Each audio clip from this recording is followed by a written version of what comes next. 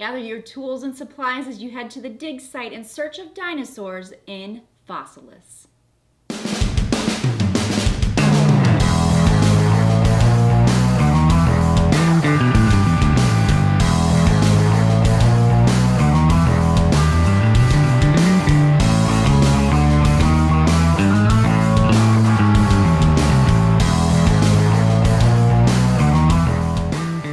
Hey gang, and thanks for joining us at Tantrum House Studio 3. I'm Will Meadows. And I'm Sara Meadows, and today we're previewing the game Fossilis from Kids Table Board Gaming.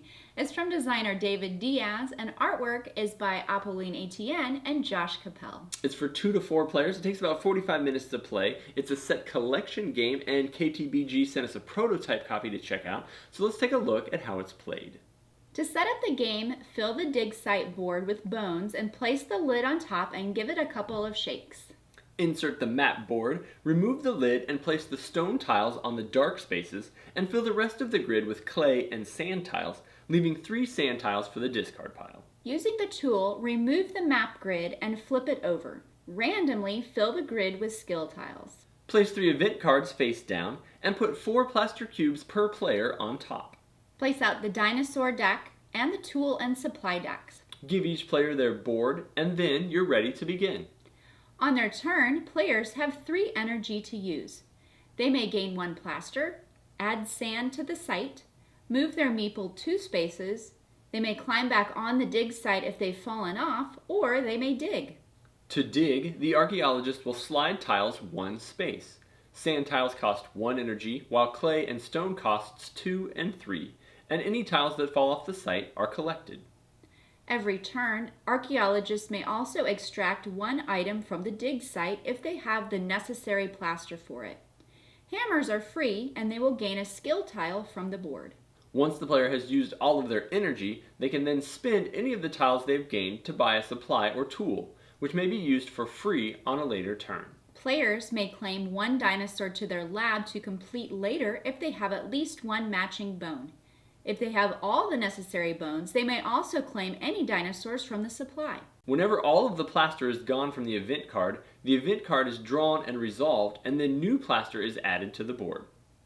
Once the final amount of plaster is depleted, the round finishes and 1 additional round is played. At the end of the game, players will receive points for supply cards, leftover bones, completed dinosaur cards, and matching sets of icons on those cards, and then the player with the most points wins.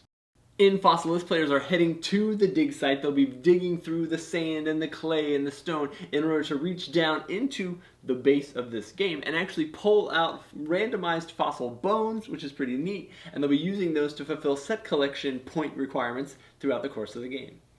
On your turn, you have several choices of how to spend your 3 energy actions.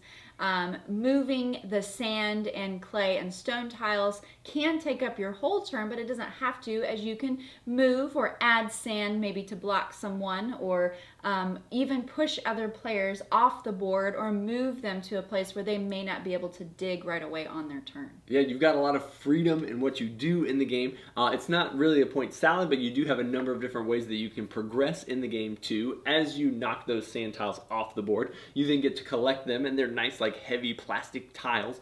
They have icons on them, and then you'll use those symbols in order to buy some of the supply cards that are out on the table, and those may give you victory points or may give you additional powers in the game as well. Yeah, some of those supply cards even have bones that you can use to then fulfill some of the dinosaur requirements. And then those dinosaur cards also have 3 little icons on them that have different attributes about the dinosaur, maybe about what they ate or what type of location they live in.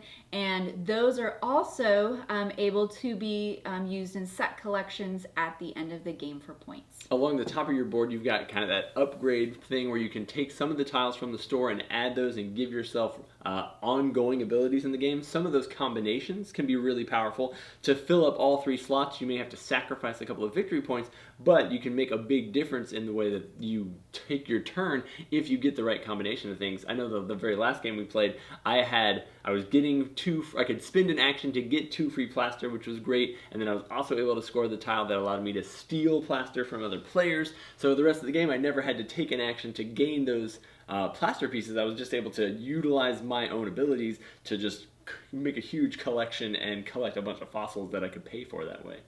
But even though you're able to do all that on your turn, I was able to mitigate some of that in the way that I gained my plaster at just the right time and spent it right away so that I could collect sets of dinosaurs. And then what helped me win at the end of the game was really paying close attention to those icons on the card. It came out very close.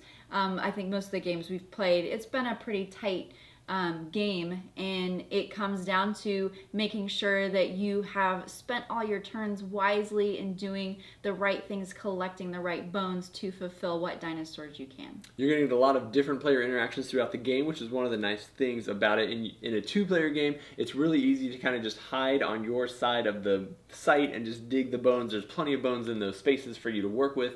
In a higher player count game, you're going to kind of be interacting in each other's spaces and pushing each other more and stealing the bones out of other people's spots that they were hoping to get to on their turn. Like we said, there's a lot of different ways to score points. You're collecting all those bones. At the end of the game, a dinosaur skull is worth like 12 points, I think, which is a lot, but if you can put it together with 2 rib bones or whatever, you might be able to collect a 28-pointer card. So lots of different ways to be able to score at the end of the game. And even though there is a score tracker, most of your scoring is going to happen at the end of the game, so it kind of is anybody's game when you get down to the final couple turns. This game is for kids, but it plays very well with adults and can be a tight game.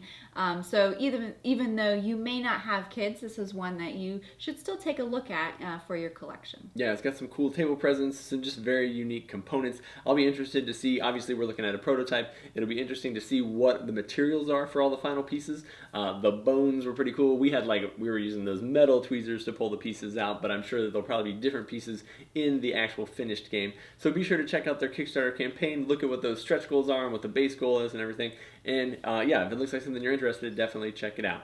Thanks so much for watching and subscribing and joining us here all the time at Kickstarter.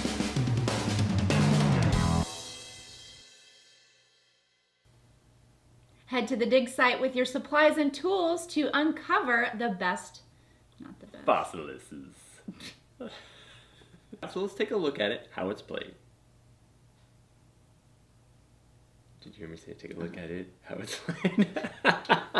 Try it one more time. Oh, man. Take a look at it, this is how it's played.